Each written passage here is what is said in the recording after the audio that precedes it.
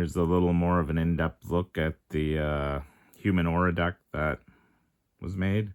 This deck here was the first commander deck I believe I made, and I used a website to look at all the different options I had. I built it, and then from there I constantly switched stuff out with stuff that I thought was cool, things like that, things that I thought that would go in it. So this is what I ended up with in the end.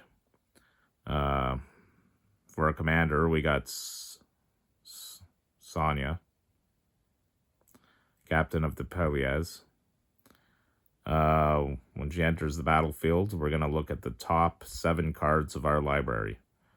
We're going to reveal an aura from among them and put it into our hand. And then we're going to put the rest on the bottom of our library in a random order. And whenever an aura we control becomes attached to a creature we control, we're going to create a 1/1 white human soldier creature token. So the first go, we're going to have kind of a search for an aura. And after that, we're just going to be using her ability to create human soldier tokens. So to start off, let's start off with a few generic things that didn't really matter to go in this deck. You could swap them out easily, but I just thought were cool, like the Beloved Princess. She's 1 white, so it's very cheap. Lifelink. Can't be blocked by creatures with power 3 or greater. I think she's great. You buff her up. It's hard for things to really block her. And you'll find in this deck, it is a human theme. Human tribal with the auras. We've also got Linden, the Steadfast Queen, because she's pretty cool. We got Vigilance, and whenever a white creature we control attacks, we're going to gain a life. So we got a bit of life gain in here as well.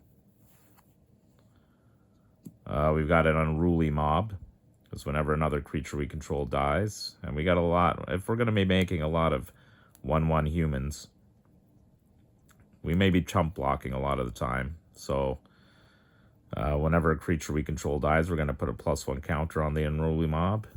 And we also have the Rising Populace. So whenever another creature or planeswalker we control dies, we're going to put a +1 counter on Rising Populace. Just think with all the chump blocking we may be doing, that those two will benefit from it. So here we got a little bit of ramp. We got the Nissan Wanderer, a Nessian Wanderer. Whenever an enchantment enters the battlefield under our control, we're going to look at the top 3 cards of our library. We can reveal a land card from among them and put that card into our hand, put the rest on the bottom of our library in a random order. We've got Karamentra's Favor. It's an enchantment aura. When it enters, we're going to draw a card, so that's kind of nice. And the enchanted creature has tap it to add a mana of any color to our mana pool. We've also got the Sanctum Weaver. So we could tap it to add X mana of any one color, where X is the number of enchantments we control. And the Sanctum Weaver is an enchantment right off the bat, so we're going to get at least 1. We got Transcendent Envoy. It's an enchantment as well. Griffin. That doesn't really matter though. It's got flying. Aura spells we cast cost 1 less to cast. So we got a bit of a discount. We got the Hero of Arrows. Aura spells we cast cost 1 less to cast. So again, a bit of a discount. And whenever we cast a spell that targets the hero, we're going to put a +1/+1 counter on it. And this one here isn't a ramp type thing or a discount, but it's got a similar ability to the hero. It's a Citizen Champion. Whenever an enchantment enters the battlefield under our control, we're going to put a +1/+1 counter on it, and we're going to draw a card. Ooh, which goes into our next bit.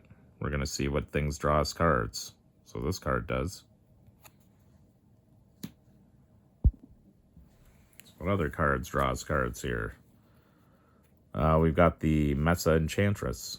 So whenever we cast an enchantment spell, we can draw a card. We've also got Core Spirit Dancer. So it gets +2/+2 for each aura attached to it. Got to be careful of that. You don't want to get pigeonholed into putting too much on her, though. You don't want all your eggs in one basket. Whenever you cast an aura spell, you may draw a card. So that's pretty sweet. Some card draw there. Got the Season of Growth. Whenever a creature enters the battlefield under our control, we're going to scry 1. And whenever you cast a spell that targets a creature we control, we're going to draw a card. We've also got Sage's Reverie. Whenever it enters it's an aura. Whenever it enters the battlefield, we're going to draw a card for each aura we control that's attached to a creature. Enchanted creature gets +1/+1 for each aura we control that's attached to a creature. We've also got the Sixth Sense. Very cheap, 1 green. It's an aura.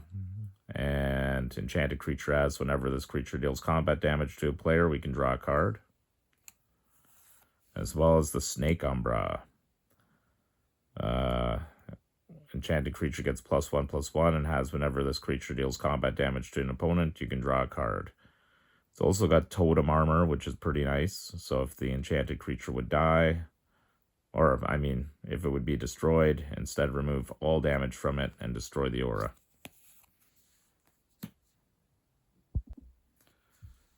So the next set of cards we have coming up here is Enlightened Tutor, 1 white.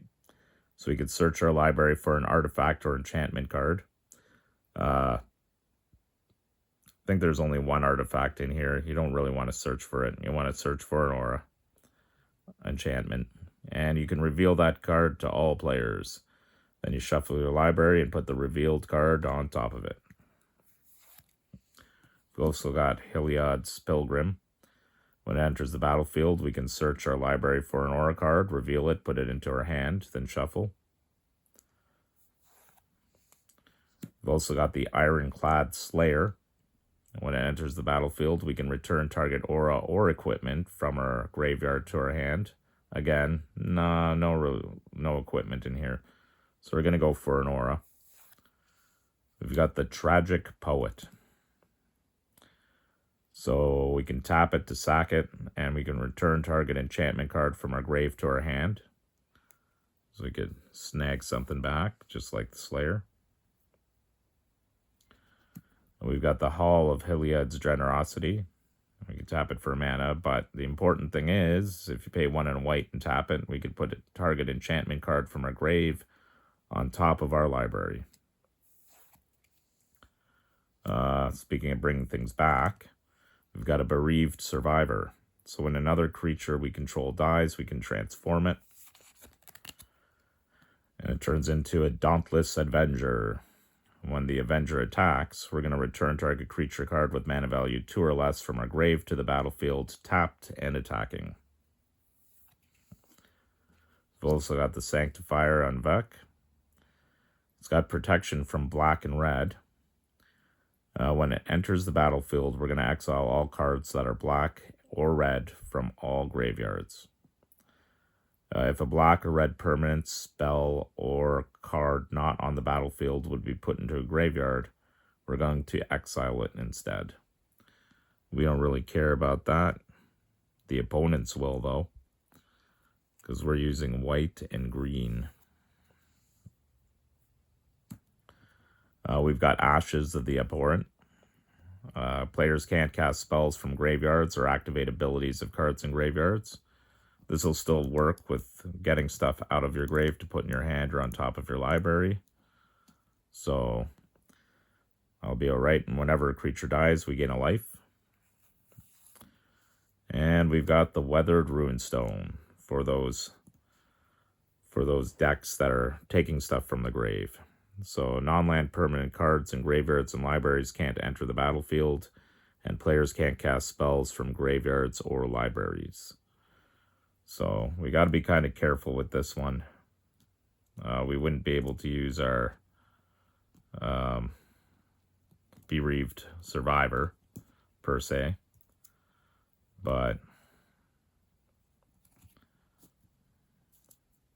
most of our stuff isn't entering the battlefield anyway. It's going on top of our library or in our hand.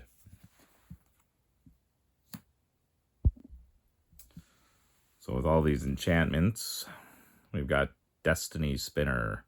Creature and enchantment spells you control can't be countered. So you can put a stop to the counter spells of those pesky blue players.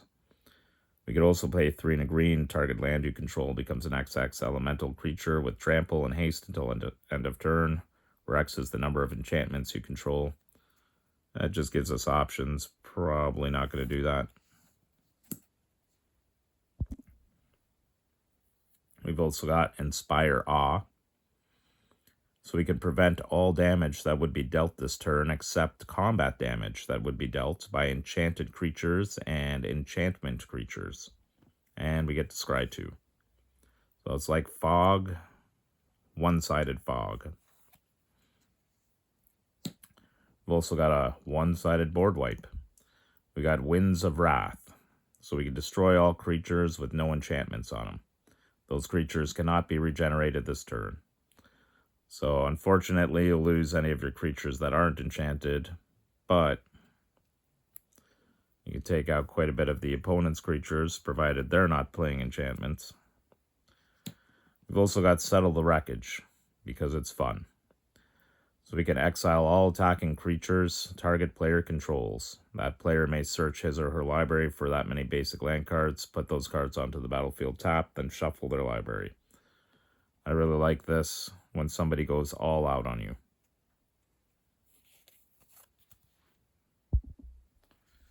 We've got a few global buffs. We've got Kyler, Sigardian Emissionary. Whenever another human enters the battlefield under our control, we're going to put a +1 counter on Kyler. And other humans you control get +1/+1 for each counter on Kyler. So he's a bit expensive, but it's a great way to buff your humans. We've also got Consul's Lieutenant. It's got first strike and renown 1. So if it deals combat damage to a player, if it isn't renowned, you get to put a +1 counter on it and it becomes renowned. When it attacks, if it's renowned, other attacking creatures you control get +1/+1 till end of turn. We've got Celestial Ancient. So flying, whenever you play an enchantment spell, we get to put a +1/+1 counter on each creature we control. And we've got a Tale for the Ages. Just costs 2, and enchanted creatures you control get +2/+2. So here are some cards that care about creatures, the number of creatures you have, and cards that make tokens. We've got Siona, Sisei's Legacy. She can't be the target of abilities your opponents control, and it gets +1/+1 for each creature you control. We've also got Squad Captain, Vigilance. When it enters the battlefield, it enters with a +1/+1 counter on it for each other creature you control. So it's got potential to be pretty big. And we've got the Hamlet Vanguard. It's got Ward 2. When it enters the battlefield, it enters with 2 +1 counters on it for each other non-token human you control. It'd be crazy if it was for all humans. Unfortunately, it's just for the non-token ones, but again, it's mostly a human deck anyway. As for making tokens, we got the Reverend Hoplite. When it enters the battlefield, we're going to create a number of 1/1 white human soldier creature tokens equal to our devotion to white. We've also got Call the Coppercoats. So it costs 1 and a white more to cast for each target beyond the first. but we choose any number of target opponents, create X 1/1 white human soldier creature tokens, where X is the number of creatures those opponents control. We have Visions of Glory, so we're going to create a 1/1 white human creature token for each creature we control. It's also got Flashback. Flashback is hefty, it's 8 and 2 white, but it costs X less to cast this way, where X is the greatest mana value of a commander you own on the battlefield or in the command zone, which I guess will be 3. We've also got Cemetery Protector. It's got Flash. When it enters the battlefield, we're going to exile a card from a graveyard. And whenever we play a land or cast a spell, if it shares a card type with the exiled card, we're going to create a 1/1 white human creature token. We've also got Commanding Presence. It's an aura. Creature gets +2/+2 and has first strike. And whenever this creature deals combat damage to a player, we're going to create a 1/1 white human soldier creature token. We've also got Cathar's Call. It's an aura. Enchanted creature has vigilance. And at the beginning of our end step, we're going to create a 1/1 white human creature token. We've also got Maja, Bredegard Protector. It's a bit pricey, but other creatures we control get +1/+1, and whenever a land enters the battlefield under your control, create a 1/1 white human warrior creature token. We've also got Archon of Sun's Grace. It's got flying and lifelink. Pegasus creatures we control have lifelink. So whenever an enchantment enters the battlefield under our control, we're going to create a 2/2 white Pegasus creature token with flying. And for other non-human tokens, we got Arasta of the Endless Web. It's got reach, and whenever an opponent casts an instant or sorcery, create a 1/2 green spider creature token with reach, hopefully to stop flyers that the opponents may have, because there's not much in here to do that. We've also got Konga, the Titan Ape, because when I was making the Ikoria decks for Godzilla, I needed a place to put King Kong. So when Kogla, the Titan Ape, enters the battlefield, it fights up to one target creature we don't control. That's cool, a little bit of removal there. When it attacks, we destroy target artifact or enchantment defending player controls. So again, a little more removal. We can also pay 1 and a green to return target human we control to its owner's hand. We could do it with a token, make it disappear forever. And Kogla will gain indestructible till end of turn. We've also got Miracle Worker. I believe it's been errata to a human. If we tap it, we could destroy target enchantment card on a creature you control. So if somebody turns your commander into a bug or an elk, you can turn him back.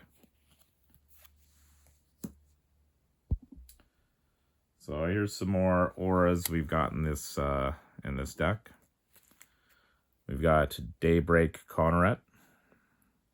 So it's an aura. All these will be auras now. Enchanted creature gets +3/+3 and has first strike, vigilance, and lifelink. Pretty sweet for 2 white mana. We've got On Sierra's Wings. Enchanted creature is legendary, gets +1/+1, has flying, vigilance, and lifelink. We've got Life of Promise. So enchanted creature has, whenever you gain life, we're going to put that many +1 counters on this creature. Buff them up. We got Glaring Aegis. When it enters, we're going to tap target creature an opponent controls. And enchanted creature will get +1/+3. We have Conviction. So enchanted creature gets +1/+3, and if we pay a white, we can return it to its owner's hand and recast it for just 1 and a white. We got Hydra's Growth. So it enters the battlefield. We're going to put a +1 counter on it, on enchanted creature. At the beginning of your upkeep, we're going to double the number of +1 counters on enchanted creature. So it could potentially get out of hand. Especially if you put it on a creature that already has +1 counters on it. We've also got Battle Mastery. So enchanted creature has double strike. And we've got Angelic Gift. So when it enters the battlefield, we're going to draw a card, and enchanted creature has flying. We have a few cards here that will protect our commander if anybody really cares about the commander. They might care about some of the other cards that are out there. We got Felidar Umbra. It has lifelink, or enchanted creature has lifelink. If we pay 1 and a white, we can attach it to target creature we control. And the big thing is it's got totem armor. So if the enchanted creature would be destroyed, we're going to remove all damage from it and destroy this aura. We got the Spider Umbra. Enchanted creature gets +1/+1 and has reach. And again, we've got totem armor. Now it's nice and cheap for 1 green. We got a Spirit Mantle. So enchanted creature gets +1/+1 and has protection from creatures. And we've got Gift of Immortality. When enchanted creature dies, we're going to return that card to the battlefield under its owner's control. Then we're going to return Gift of Immortality to the battlefield attached to that creature at the beginning of the next end step. And we've got some more auras to make things big and scary fast. Either take out creatures or eventually go for the win. So we've got Colossification. It's pretty pricey, but when it enters the battlefield, we're going to tap the enchanted creature, sadly, and it gets +20/+20. So people will definitely target it right away. You might not have a chance to use it, but you just throw in that threat. We've got All That Glitters. So enchanted creature gets +1/+1 for each artifact and or enchantment you control. Again, making your creatures big pretty fast with a lot of enchantments out. We've got Ancestral Mask. So enchanted creature gets +2/+2 for each other enchantment on the battlefield. Again, could make things big fast. Ethereal Armor. Target creature or enchanted creature gets +1/+1 for each enchantment you control and has first strike. It's a nice cheap one for 1 white. And we've got Eidolon of Countless Battles. I know I didn't pronounce that properly. So it's got Bestow, 2 and 2 white.